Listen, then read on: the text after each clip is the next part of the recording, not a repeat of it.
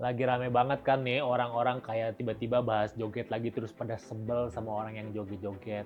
Nggak usah sebel. Gua kasih tahu 5 alasan kenapa lu jangan benci joget-joget. Yang pertama, joget itu dari dulu udah jadi alat sosial dan politik. Jadi lu masih permasalahin itu joget-joget kan? Lu sadar nggak sih kalau joget itu ternyata dari zaman dulu, dari zaman Renaissance itu udah dijadikan tools dalam sosial politik yang digunakan buat ngeimpress raja-raja. Itu juga digunain sebagai nunjukin status sosial dan juga bahkan sampai negosiasi loh zaman dulu tuh. Jadi kalau sekarang joget itu jadi sebuah sarana atau jadi alat panggung untuk mencapai kepentingan tertentu, nggak usah heran. Itu udah dilakuin dari dulu. Mau licik mau enggak, itu dilakuin dari dulu. Yang kedua, joget itu sama dengan mesin uang. Ya realitanya itu joget jadi sumber penghasilan. Ya dari dulu juga sih, sebelum zaman-zaman TikTok bisa sawer-sawer juga ya udah banyak kan. Udah ada pelatih nari, udah ada sanggar tari dan lain-lain. Emang penghasil uang joget itu mau kayak apa juga lu nggak akan bisa ngehindarin fakta itu. Bahkan mungkin tanpa lu sadarin zaman sekarang tuh orang-orang yang joget di sosial media secara penghasilan mungkin lebih besar dari orang-orang yang emang udah joget di dunia nyata dari dulu. Lu boleh nggak terima, lu boleh nggak suka, tapi secara ekonomi itu bener-bener thriving, bener-bener ada duitnya loh. Jadi kalau lu benci sama orang joget, lu sama aja kayak benci sama ekonom, benci sama tukang masak, benci sama orang-orang yang bekerja pada umumnya. Ketiga, joget itu bisa jadi tangga kekuasaan. Kita juga semua tahu lah ya, nggak usah diomongin secara detail, kalau joget itu bisa membawa orang mencapai posisi tertentu. Joget bisa ngebangun citra seseorang dalam publik, bisa menjadikan gimmick supaya jadi diomongin orang banyak, dan pada akhirnya bisa ngerasa kayak orang-orang banyak itu diwakilin hanya dengan joget aja. Jadi itu udah jadi strategi, karena pada akhirnya masyarakat banyak itu milih atau mendukung seseorang bukan karena dia pintar atau punya gagasan, tapi ngerasa itu orang relate gak ya sama gue ya.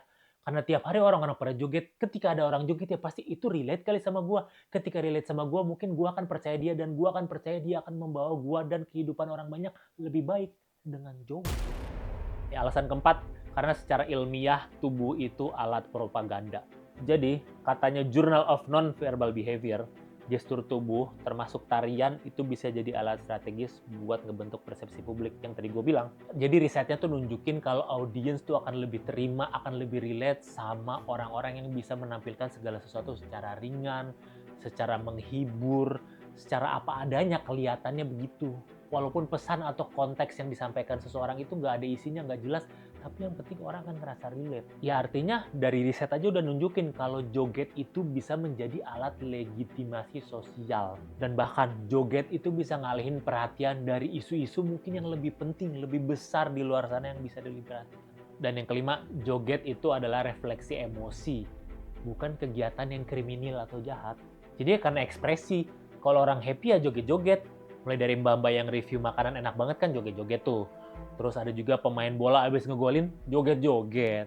Terus ada orang yang misalkan bisa dapat cuan hariannya 6 juta, joget-joget. Ya gimana nggak joget kalau bisa mendapatkan keuntungan personal dari hal yang seharusnya bisa dipakai untuk jadi keuntungan bersama gitu. Ya dirayakan lah mungkin begitu. Jadi kalau lu ceng-cengin orang happy joget ya nanti lu bisa dilaporin sih, itu kan kesenangan seseorang, tidak ada kriminal, kenapa lu permasalahin, tapi lu dilaporin.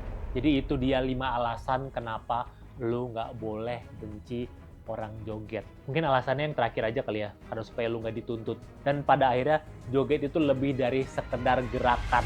Terserah mau gerakan yang mana. Mau itu gerakan untuk kepentingan golongan atau gerakan untuk perubahan dan perbaikan.